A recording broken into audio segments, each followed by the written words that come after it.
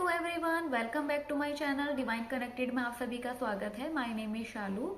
आज मैं आपके लिए लेकर आई हूँ फिर से एक स्पिरिचुअल स्टोरी जो कि संबंधित है माँ वैष्णो देवी और उनके परम भक्त पंडित श्रीधर से। तो कटरा के एक हंसाली गांव में पंडित श्रीधर अपनी पत्नी के साथ में रहते थे। पंडित श्रीधर और उनकी पत्नी दोनों ही माता वैष्णो देवी की बहुत भक्ति करते थे तथा उनकी बहुत पूजा पाठ करते थे और सारा दिन उनके नाम का जाप करते थे। पंडित श्रीधर उनकी पत्नी के पास में किसी चीज की कमी नहीं थी, लेकिन उनके पास सबसे बड़ी एक कमी यह थी कि उनकी कोई संतान नहीं थी। पंडित श्रीधर उनकी पत्नी जब भी माता रानी की पूजा अर्चना करते, उनसे हमेशा यही भीख मांगते थे कि माता रानी उनकी झोली में एक संतान दे दे। तो एक बार क्या होता है, रात्रि में पंडित श्रीधर जब सोए होते हैं तो उनके सपने में माता वैष्णो देवी एक कन्या रूप में आती हैं तथा पंडित श्रीधर को कहती हैं कि तुम्हारी मनोकामना तभी पूर्ण होगी जब तुम 9 दिनों का अपनी पत्नी के साथ में उपवास रखोगे तथा 9वें दिन 9 कन्याओं को अपने यहाँ भोजन कराओगे, उन्हें पूजन के लिए बुलाओगे। कन्या की आज्ञा का पालन कर कर पंडित श्रीधर और उनकी पत्नी नवरात्रों में 9 दिनों का उपवास रखते हैं तथा 9वें दिन 9 कन्याओं को अपने यहाँ पूजन के लिए बुलाते हैं तथा भोजन कराते हैं। जब 9 कन्याएं भोजन कर रही होती हैं तो सभी कन्याएं अपने घर चली जाती हैं, लेकिन एक कन्या वहीं पे रुकी होती है तथा पंडित श्रीधर से वह कहती है कि तुम्हारा जो व्रत है वह सिर्फ कन्याओं को भोजन कराने से पूर्ण नहीं होगा, तुम्हें भंडारा कराना होगा। तुम्हें सारे गांव को अपने यहाँ भंडारे के लिए निमंत्रण देना होगा तथा यह भी याद रखना, तुम्हें भंडारे में भैरवनाथ को बुलाना नहीं भूलना है। तुम्हें भैरवनाथ को भी अपने यहाँ भंडारे में जरूर निमंत्रण देना है। कन्या की बात की आज्ञा का पालन करके पंडित श्रीधर और उनकी पत्नी सारे गांव में भंडारे का न्योता देकर आ जाते हैं। अब वह न्योता तो देकर आ जाते हैं, लेकिन उनके मन में यह चिंता उन्हें बहुत खाई जाती है कि वह क्या तो भंडारे में सबको भोजन कराएंगे तथा वह कहाँ लोगों को बिठाएंगे। तो अगले दिन जब लोगों का पंडित श्रीधर के घर भंडारे के लिए आना शुरू हो जाता है, तब पंडित श्रीधर और उनकी पत्नी मन ही मन चिंतित होने लग जाते हैं कि वह कन्या जिसके कहने पर उन्होंने सारे गांव को अपने यहाँ भंडारे के लिए निमंत्रण दिया था, वह कन्या खुद अब तक क्यों नहीं आई है, क्योंकि उन्होंने उस कन्या के भरोसे पर ही सारे गांव को अपने यहाँ भंडारे पर न्योता दिया था तथा पंडित श्रीधर के घर में ना तो उन्हें कुछ खिलाने के लिए था और ना ही उन्हें बिठाने के लिए कई जगह थी। तो पंडित श्रीधर और उनकी पत्नी जब वह कन्या वहां नहीं आती है तो माता रानी की शरण में जाते हैं तथा बहुत ज्यादा रोने लग जाते हैं, अपना सिर माता रानी के चरणों में पटकने लग जाते हैं। रोते रोते उनकी आंख कब लग जाती है उन्हें खुद भी नहीं पता चलता।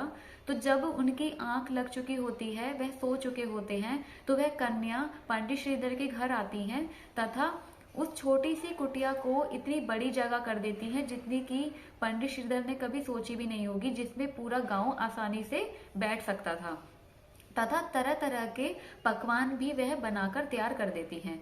जब सब चीजें तैयार हो जाती हैं तब वह पंडित श्रीधर उनकी पत्नी को उठाते हैं कि पंडित जी देखो मैं आ गई, क्या आपको मुझ पर विश्वास नहीं था? क्या माता रानी पर आपको विश्वास नहीं था? अब चलिए भंडारा शुरू करते हैं। तो पंडित श्रीधर और उनकी पत्नी खुश होकर उस कन्या को प्रणाम करके भंडारे का आरंभ करते हैं तथा सबको भोजन परोसना शुरू करते हैं। वहीं भंडारे में गोरखनाथ के साथ में भैरवनाथ भी बैठे होते हैं। तो भैरवनाथ देख रहे होते हैं कि वह कन्या सबको सबकी पसंद का भोजन परोसती हैं।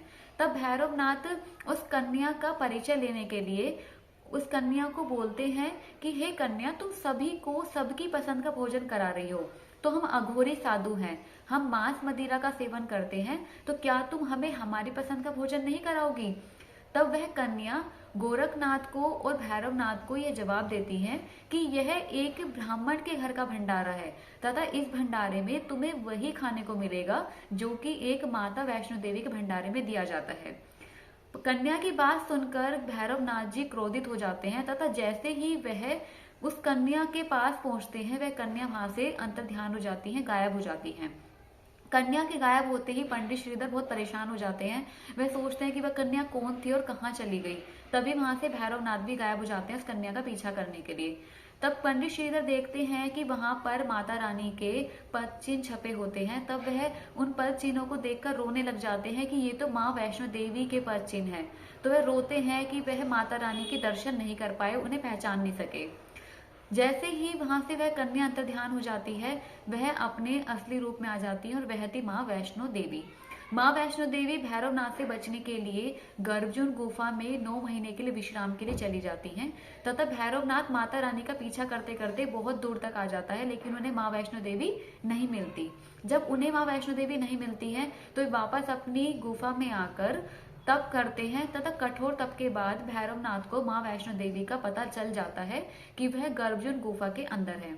भैरवनाथ माँ वैष्णो देवी से युद्ध करने के लिए उस गुफा तक पहुंच जाता है, लेकिन वहां पर माँ वैष्णो देवी ने हनुमान जी को यह आज्ञा दी थी कि तुम भैरवनाथ को उस गुफा के अंदर तक नहीं आने दोगे।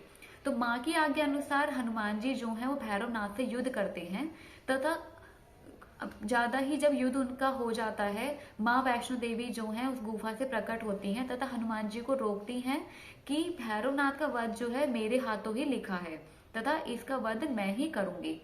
माँ वैष्णो देवी भैरवनाथ को अपने त्रिशूल से उनकी गर्दन जो है उनके उनकी गर्दन काट देती हैं। भैरवनाथ का जो सर है वह कई किलोमीटर दूर जाकर ऊंची पहाड़ी पर जाकर गिर जाता है। जैसे ही भैरवनाथ का सर कटता है, भैरवनाथ माता रानी को अपने अंतिम क्षण में मामा कहकर पुकारते हैं। अब माँ जो है वह तो एक माँ शब्द सुनने से ही पिघल जाती है, ये सब आप सभी जानते हैं। तो माता रानी को भैरवनाथ पर दया आ जाती है तथा वह भैरवनाथ से पूछती है कि तुम्हें क्या चाहिए। तब भैरवनाथ माता रानी से ये वरदान मांगते हैं कि कोई भी कलयुग में उन्हें गलत तरीके से ना पूजे। वह चाहते थे कि माता रानी कुछ ऐसा कर जाओ ताकि कलयुग में मेरी भी पूजा हो। तो माँ वैष्णो देवी भैरवनाथ को वरदान देती हैं कि जो भी भक्त मेरे दर्शन के लिए आएगा वह मेरे बाद तुम्हारे दर्शन भी जरूर करेगा। अगर कोई भक्त तुम्हारे दर्शन नहीं करेगा तो मेरे दर्शन भी अधूरे माने जाएंगे। तो माता वैष्णो देवी भैरवनाथ को यह वरदान दे देती हैं। अब उधर भैरवनाथ को तो वरदान मिल जाता है, लेकिन पंडित श्रीधर अभी भी माता वैष्णो देवी के दर्शन की अभिलाषा में अपना खाना पीना सब छोड़ देते हैं तथा वो इतने ज्यादा कमजोर हो जाते हैं, इतने ज्यादा बीमार हो जाते हैं कि वह अपने अंतिम क्षण गिन रहे होते हैं। तो उनकी ऐसी हालत देखकर नारद मुनि जी माता वैष्णो देवी के पास जाते हैं तथा माता वैष्णो देवी से विनती करते हैं कि हे माँ, आप अपने भक्त की इतनी कठोर परीक्षा क्यों ले रही हैं। आप श्रीधर को अपने दर्शन दीजिए तथा उसकी मनोकामना पूर्ण कीजिए। नारद जी की बात सुनकर माता वैष्णो देवी पंडित श्रीधर के पास जाती हैं तथा उन्हें अपने असली रूप में दर्शन देती हैं। दर्शन के साथ साथ माता वैष्णो देवी जो हैं पंडित श्रीधर को अपनी गुफा का रास्ता भी बताती हैं, उन्हें अपने दर्शन के लिए बुलावा देती हैं तथा साथ ही पंडित श्रीधर की पत्नी को 4 पुत्रों का वरदान देती हैं। यह वरदान देने के बाद माता रानी वहां से अंतर्ध्यान हो जाती हैं।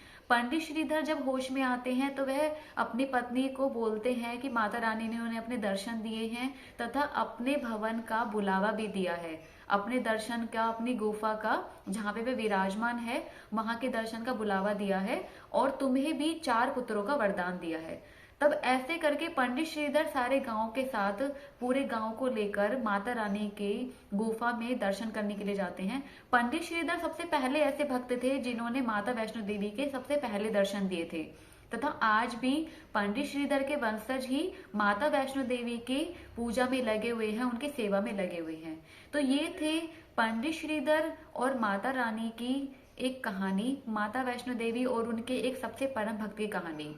तो आई होप सो आपको ये कहानी बहुत अच्छी लगी होगी। कहानी पसंद आई हो तो मेरे चैनल को लाइक शेयर एंड सब्सक्राइब जरूर करना। Thank you so much. जय माता दी, जय माँ वैष्णो देवी।